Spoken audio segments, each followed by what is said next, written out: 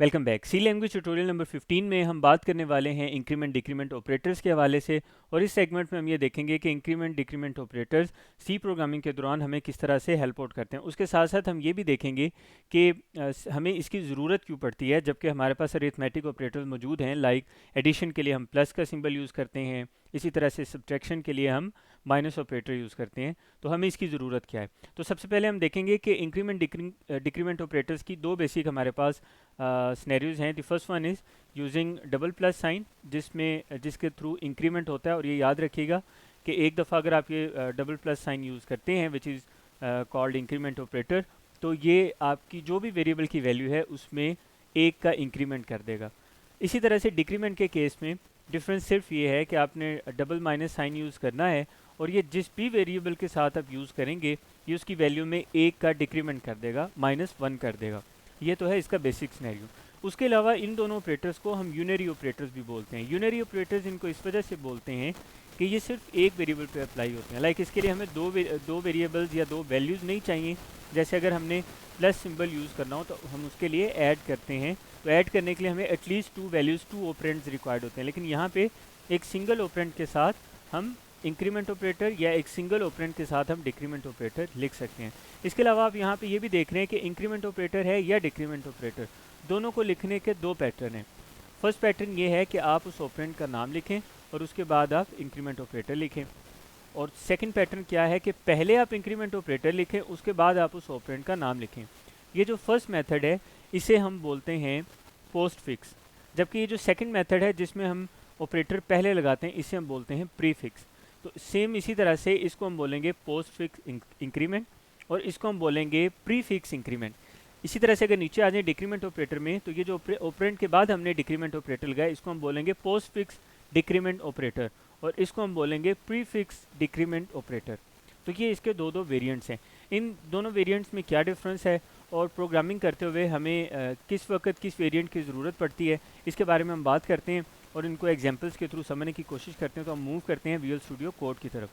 तो visual studio code में सबसे पहले हम यहाँ पे एग्जांपल के तौर पे कुछ वेरिएबल्स लेंगे और उन वेरिएबल्स के थ्रू इसको समझने की कोशिश करेंगे। तो हम एक वेरिएबल लेते हैं और उस वेरिएबल का नाम हम रखते हैं इंटीजर आई रख लेते हैं। और इसके बाद हम यहाँ पे एक प्रिंटफ स्टेटमेंट में, या अगर मैं यहाँ पे लिख दूँ आई की इनिशियल वैल्यू मैंने ऊपर असाइन नहीं की, पहले हम इसकी वैल्यू असाइन कर देते हैं।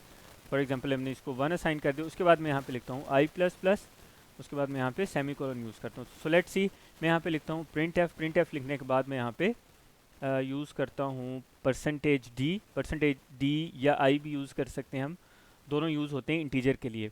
इंटीजर टाइप का क्योंकि हमने वैल्यू शो करवानी है तो उसके वेरिएबल के अकॉर्डिंगली ही हम यहाँ पे यूज़ करेंगे हमारा जो भी फॉर्मेट स्पेसिफायर है। यहाँ पे मैं बैकस्लैश n सिर्फ इसलिए यूज़ कर रहा हूँ ताकि ये न्यू लाइन पे ले जाए।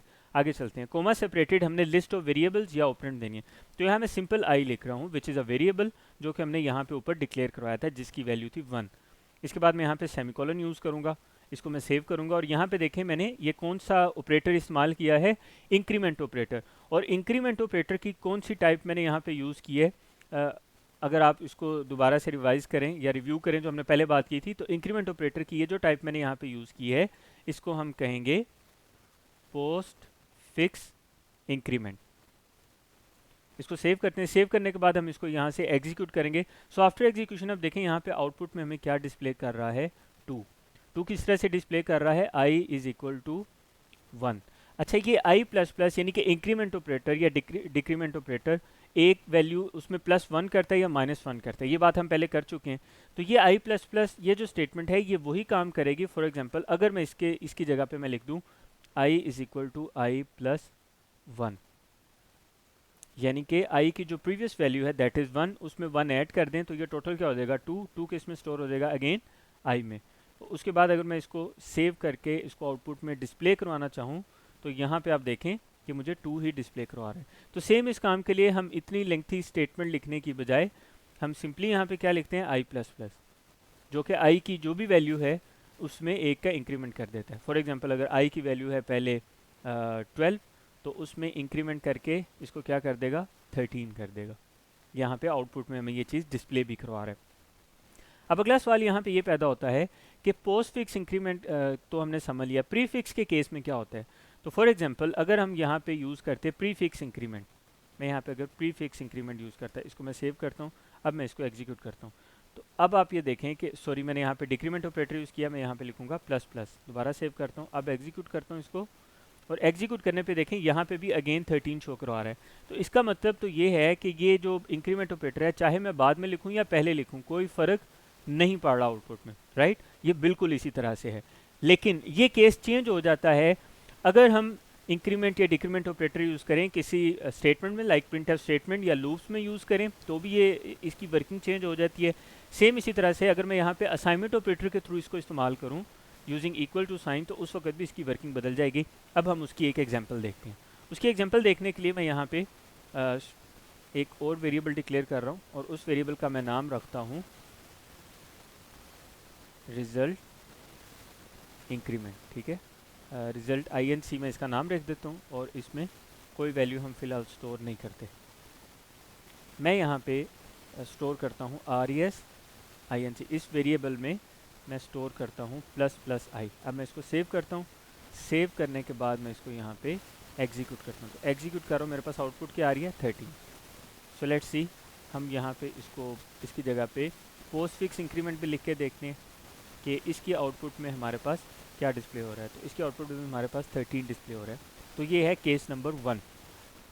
अब हम आते हैं केस नंबर 2 पे, और केस नंबर 2 पे हम समझने की कोशिश करते हैं। सॉरी, यहाँ पे एक छोटी सी गलती की है, वो ये कि हम अगर यहाँ पे आउटपुट में हमें ये जो रिज़ल्ट वाली वैल्यू है ये शो करवानी चाहिए। अगर मैं इसको शो करवाऊँ तो ये देखिए ये 12 शो कर रहा है, तो ये एक चीज़ मिसिंग है, इसको दोबारा से समझ लें।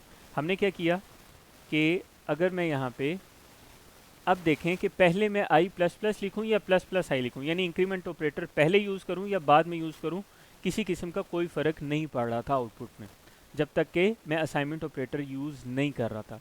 लेकिन अब देखें, अब मैं जबकि इंक्रीमेंट ऑपरेटर यूज़ तो कर रहा हूँ, लेकिन उसके साथ में उसको स्टोर करवा रहा हूँ एक वेरिएबल में, और दरमियान में मैं असाइनमेंट ऑपरेटर यूज़ कर रहा हूँ। तो इस सूरत में क्या फ़र्क पड़ रहा है कि अगर मैं लिखता हूँ पोस्ट फिक्स इंक्रीमेंट, यानी कि ये इंक्रीमेंट ऑपरेटर बाद में लिखता हूँ, उस सूरत में जब मैं इसको एग्जीक्यूट कर रहा हूँ तो मेरे पास आउटपुट क्या आ रही है 12, जबकि होनी क्या चाहिए थी 13। देखें आई में 12 पहले से स्टोर था, तो इंक्रीमेंट जब करेगा तो 12 प्लस 1 13 आना चाहिए। तो यहाँ पे जब ये प्रिंट करवा रहा है तो इसकी जगह 13 आना चाहिए, लेकिन ऐसा हो नहीं रहा।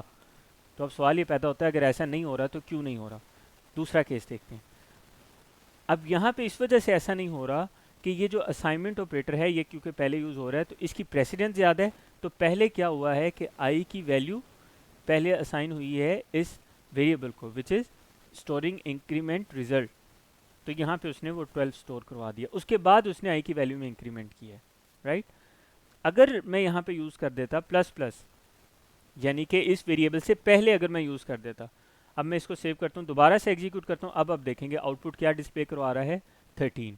अब 13 क्यों डिस्प्ले करवा रहा है, अब इस प्रोसेस को समझें। पहले उसने आई की वैल्यू को असाइन किया था इस वेरिएबल में, और बाद में इंक्रीमेंट किया था, इस वजह से इस वेरिएबल में जो वैल्यू स्टोर हुई थी वो आई की पुरानी वैल्यू स्टोर हुई थी। लेकिन अब जबकि मैंने प्रीफिक्स इंक्रीमेंट यूज़ किया है, तो प्रीफिक्स इंक्रीमेंट के केस में हमें उसने क्या किया है, अभी इन दोनों की जो प्रेसिडेंस है इसमें वो पहले इस ऑपरेटर को यूज़ करेगा, यानी कि वो पहले आई की वैल्यू में इंक्रीमेंट करेगा। अब आई की प्रीवियस वैल्यू थी 12, आई की नई वैल्यू क्या हो जाएगी 13। पहले वो आई की वैल्यू अपडेट करेगा, आई की वैल्यू हो जाएगी 13, उसके बाद वो जो नई वैल्यू है इंक्रीमेंट के बाद वो इस वेरिएबल को स्टोर करवाएगा। जब वो नई वैल्यू यहाँ पे प्रिंट करेगी तो उस सूरत में हमें यहाँ पे आउटपुट में 13 आएगा। तो इसका मतलब ये है कि असाइनमेंट के हवाले से जब हमने कोई इंक्रीमेंट या डिक्रीमेंट ऑपरेटर को यूज़ करते हुए हम उसको किसी असाइनमेंट ऑपरेटर के थ्रू किसी को असाइन करते हैं, तो उस वक्त इसका जो जो वर्किंग है, जो इसकी प्रेसिडेंस है वो बदल जाती है। ऑपरेटर प्रेसिडेंस के हवाले से हम आगे चल के भी बात करेंगे। सिंपल सिनेरियोस का ये है कि ये ऑपरेटर प्रेसिडेंस ये है कि पहले वैल्यू असाइन होगी या पहले इंक्रीमेंट होगा। तो इस तरह का जो सिनेरियो है, जो फर्स्ट प्रायोरिटी पे आएगा उसे हम बोलते हैं ऑपरेटर प्रेसिडेंस। तो ये जो था जी इंक्रीमेंट का केस। अब हम आ जाते हैं डिक्रीमेंट के केस में। सो डिक्रीमेंट के केस में हम यहाँ पे एक और वेरिएबल लेते हैं, integer j is equal to, हम इसकी एक वैल्यू रख देते हैं 6। इसके बाद हम यहाँ पे यूज़ करने जा रहे हैं एक और वेरिएबल जिसको हम नाम दे रहे हैं RESDEC, जिसमें हम डिक्रीमेंट का रिजल्ट स्टोर करवाएंगे। उसके बाद मैं यहाँ पे इस वेरिएबल में ये जो हमारा वेरिएबल है, पहले हम इसमें स्टोर करवाने जा रहे हैं सबसे पहले जे के साथ डिक्रीमेंट ऑपरेटर और उसकी कौन सी कैटेगरी, पोस्ट फिक्स। उसके बाद हम सेम यही स्टेटमेंट यूज़ करेंगे, लेकिन इसमें चेंजिंग कर देंगे क्योंकि हमने आउटपुट में ये डिस्प्ले करवाना है ये वाला वेरिएबल, तो हम यहाँ पे इसी वेरिएबल को यूज़ करेंगे। परसेंटेज आई इसकी इंटीजर टाइप को यूज़ कर रहा है। तो अब हम इसको सेव करते हैं। अब ये देखें होना क्या चाहिए यहाँ पे, अब यहाँ पे हम यूज़ कर रहे हैं डिक्रीमेंट ऑपरेटर। अच्छा, अब यहाँ पे ये डिक्रीमेंट ऑपरेटर यूज़ हो रहा है और डिक्रीमेंट ऑपरेटर की कौन सी कैटेगरी यूज़ हो रही है, पोस्ट फिक्स। तो अगर आपको प्री फिक्स इंक्रीमेंट और पोस्ट फिक्स इंक्रीमेंट का डिफरेंस समझ आ गया तो ये आपको बहुत आसानी से समझ आ जाएगा। तो अब देखें होना क्या चाहिए, आइडियली 6 इसकी वैल्यू है, तो 6 माइनस 1 5, तो इसमें 5 आएगा, तो ये 5 यहाँ पे डिस्प्ले होगा, तो होना यहाँ पे क्या शो चाहिए, 5 डिस्प्ले होना चाहिए। तो हम चेक करते हैं कि यहाँ पे क्या शो करता है। इसको हम सेव करते हैं और सेव करने के बाद मैं यहाँ पे इसको एग्जीक्यूट करता हूँ। तो एग्जीक्यूट करने के बाद ये 13 तो ऊपर वाला रिजल्ट है जो ऊपर डिस्प्ले कर रहा है इस वैल्यू का।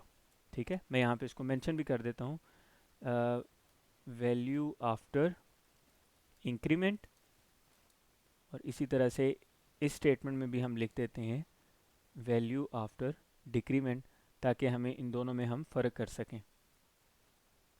सेव करता हूँ, अब मैं इसको एग्जीक्यूट करता हूँ। अभी देखें, सो ये वैल्यू आफ्टर इंक्रीमेंट ऊपर वाले सेगमेंट का था। ये देखें वैल्यू आफ्टर डिक्रीमेंट, जे की वैल्यू क्या थी 6, तो डिक्रीमेंट के बाद तो यहाँ पे हमें आउटपुट में 5 डिस्प्ले करवाना चाहिए था क्योंकि हम डिक्रीमेंट करके इसको स्टोर करवा रहे हैं, लेकिन ऐसा हुआ नहीं। क्यों नहीं ऐसा हुआ, again post fix decrement use कर रहे हैं, तो पहले ये हुआ कि जे की जो पुरानी वैल्यू थी विच इज़ 6 वो जाके स्टोर होगी इस वेरिएबल में, उसके बाद उसने जे की वैल्यू में से 1 माइनस की है, तो जे की वैल्यू 5 हुई है, लेकिन जे की वैल्यू इसे असाइन होने के बाद 5 हुई है।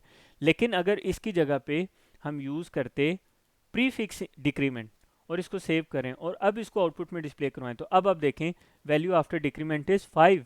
इस सिनेरियो में क्या हुआ है, just like pre fix increment, इस सिनेरियो में पहले जे की वैल्यू में से 1 माइनस किया गया है which is 6 minus 1 is equal to 5, और फिर वो जो 5 है which is a new value वो स्टोर हुई है जाके इस वेरिएबल को which is storing result of decrement operator, और फिर हमें आउटपुट में ये डिस्प्ले करवा रहा है।